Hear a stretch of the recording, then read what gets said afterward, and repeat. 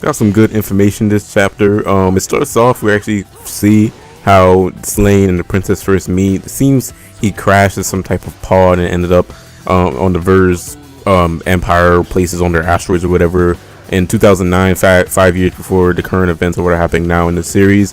And the princess found him. She was the first to find him, and he was there spitting up water, and she did some CPR. That shit was kind of nasty. But I mean, hey, she saved his life, but I mean, he was freaking throwing up in her mouth, but it's whatever. She saved his life. So in this episode, we got some names that I don't think we've ever heard before, and I was very, very, very disappointed when oh wow. Anyway, I don't want to spoil you. I'll get to that part. So anyway, we see the captain congratulating Inaho and his friend on the good work, saying how Inaho could get a medal and all this other stuff. And on their way out, Inaho's friend is like, "Wow, isn't it great that you could get a medal?" He's like, "Amazing, isn't it?" Like, this dude, I don't understand, why is he like this? From at the beginning of the episode, we saw the flashback with Slaine and the princess. I thought, okay, maybe this episode is going to be majority of flashbacks, and maybe we'll see some of their backstories. It turns out only the beginning with the backstory. Hopefully, we get Inaho's backstory, because it's getting very, very irritating seeing Inaho act in such a way and not even know why he's acting like this. And there was a certain part when he was going into the Mecha to take on the Mars Knight, who, what's his name, Vlad. We learned his name in this episode, I believe, and I know one of the people who comments, he told me last week that his name was Vlad, and I think the name Vlad matches him really nice. I had a feeling his name was going to be something like that. So when Inaho's going into the Mecha to challenge him, his sister came up. She was like, "No, don't do this." And Inaho said something about, "Where's my pajamas with the patches?" Which I don't think that symbolized or signified anything that we've heard throughout the whole series. So I think that was kind of random. I'm just supposing that it has something to do with their backstory. That's just what I'm guessing, because I don't know how that connects to anything that's been going on in this series. It was just completely random. He said, "Where's my pajamas with the patches in it?" or something like that. I'm like, what does that have to do with anything? Like, just saying random stuff like, "Where my rubber ducky?" It's just some random stuff. So I'm just guessing that has something to do with his backstory, their backstory perhaps.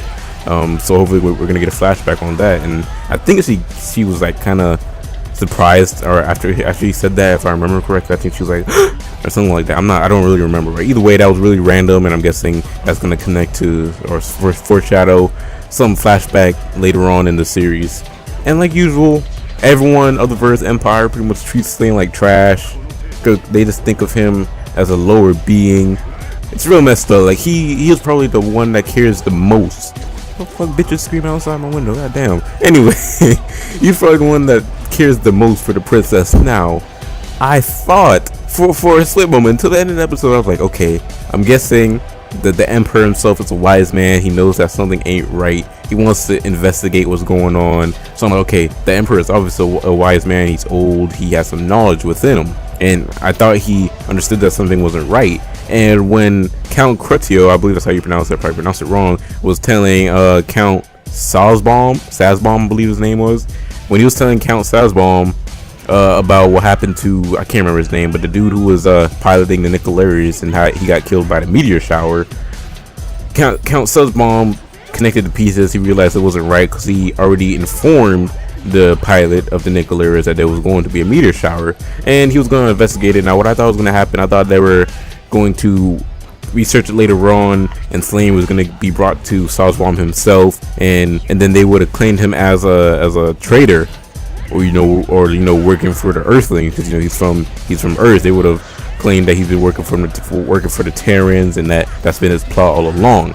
What actually was the deal was Sazbaum went ahead of everything. I was not expecting this, and told the king that they would try to feed him lies. So obviously Sazbaum is, from what I've seen so far, he's obviously working with the Orbital Knights and the Assassinators, and he's obviously behind the Queen getting killed. I'm guessing he now knows that the Queen isn't dead, now that Slaine has told the Emperor himself. So now I'm guessing now Sazbaum has this knowledge, and now next episode we're going to probably see him send some killers after, assassinators after the princess himself, now that he knows that she is alive. for himself. So when Slaine went up to tell the king, he was like, "Sir, I'm sorry to inform you this, something like that, but turns out that the princess is alive." And the freaking emperor's this was the moment I realized that the emperor had something fishy behind him. He's like, "Huh, I see." he didn't even care. He freaking pulled the Inaho moment with no freaking expression. He like he just didn't want to do it. He's like, "Oh, damn it, she's alive. Doesn't mean I gotta get up. Just lay down. I've been walking around the ship for ages, man. I just want to lay down. I'm old. Look at me." So he just let out like a little sigh, like, "Huh." I was like, "Oh my gosh, don't tell me he has something fishy going on along with the rest of these guys."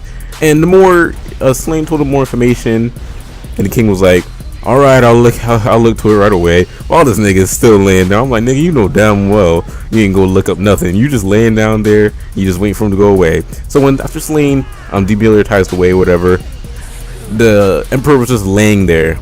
I'm like, okay, so someone's gonna probably appear. He's gonna say something, and that's when Salzbaum comes and he informs him that, like, "Hey, I told you someone would try to brainwash you, yada yada yada." Turns out, all in all, Salzbaum is the one brainwashing him, and it seems Salzbaum is, I want to say, the ringleader, but he's up there, you know, he's constructing it. And I do see the emperor himself getting killed at some point, maybe taken hostage once the orbital knights start to become desperate. Perhaps I do see something bad happening to him. And the music, that same soundtrack that played that when they played it when freaking Inaho was coming up in front of Vlad in his Mars night. I can't remember the name for it. And also the person who's been commenting, he's been telling me that all these mechas are named after geographical, I can't even speak, geographical like places on Mars, like mountain ranges or whatever. So yeah, when Inaho was appearing in front of him and that music started playing, I was like, "Oh shit, something's about to go down." You know, that music starts playing, something's about to go down. But you know, we've heard that soundtrack many times, it never gets old. I mean, we're only on episode 5, only heard it like once per episode. Perhaps it's a freaking great soundtrack. And actually, I'm gonna go back and rewatch the episode to see if I missed anything during the end, because I didn't watch the end, so there was probably a little scene at the end that I probably missed. So I'm gonna go back and watch it after this, and maybe leave it in the description to see if I missed anything. Great episode. We saw some names. We also saw the lieutenant freaking spazzing out as soon as he got in the mecha. He was gonna go do something about Vlad, and then as soon as he got in the mecha, you know, he starts, his vision gets blurry, he starts panicking, and he keeps looking at a dog tag which is within his hand, and it's some person's name. I don't know whose name it is. I don't know if we got any information on who that was. Maybe you guys can tell me in the comment section, because some of you guys catch some stuff that I don't. But either way, he was holding a dog tag in his hand. He was there spazzing out. And we also got another flashback, and we saw this huge behind mecha which was in front of him. I don't know if that's Aldnoah itself, or, you know, maybe because we learned that something about only the bloodline of the verse, like the emperor's bloodline, like the princess and emperor himself, is the key to Aldnoah itself. They said something about that. One of not really servants, but one of the can't think of the name, but the first dude who was talking to the emperor first.